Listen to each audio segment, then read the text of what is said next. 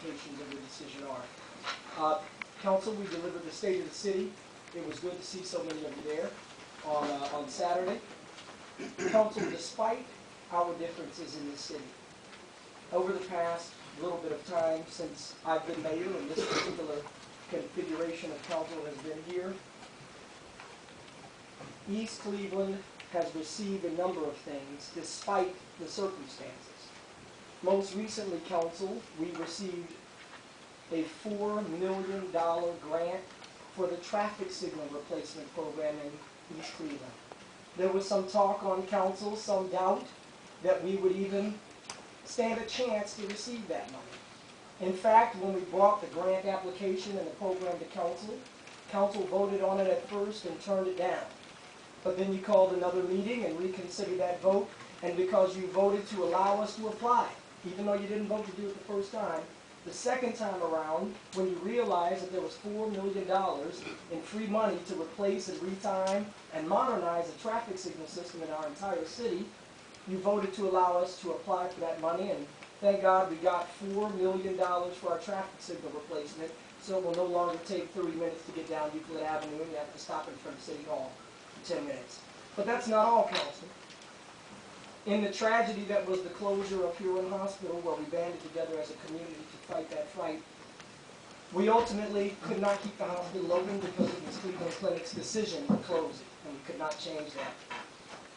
But as a result, we will receive this year, the amount will total $8 million in cash from the Cleveland Clinic closure of Huron Hospital. In addition, we'll get the $4 million traffic signal replacement.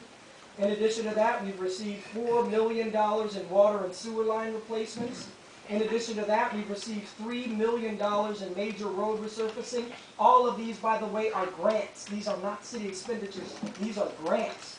We have also received $3 million in demolition funds. You might recall the most recent amount is $2 million that we got because I know the county prosecutor, and we went down there and asked. He gave us $1 million and hooked us into another $1 million from the State Attorney General, Mike DeWine.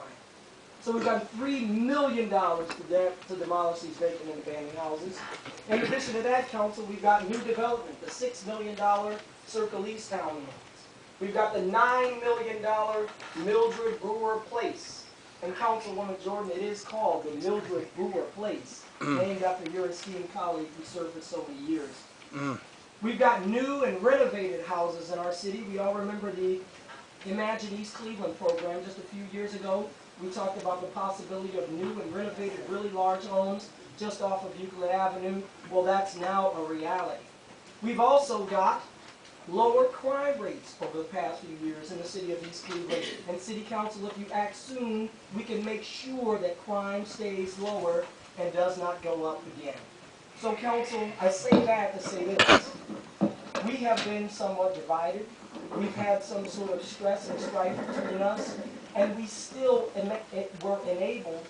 were still able to do all of those things and bring millions of dollars in grants into the city for major infrastructures, bring millions of dollars in development into this city, and lower crime. Imagine if we put our differences aside.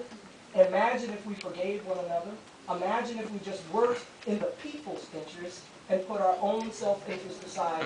Council, we ask you to please just put aside our personal and professional differences and work on the people's agenda for the people of East Cleveland. Thank you very, very much.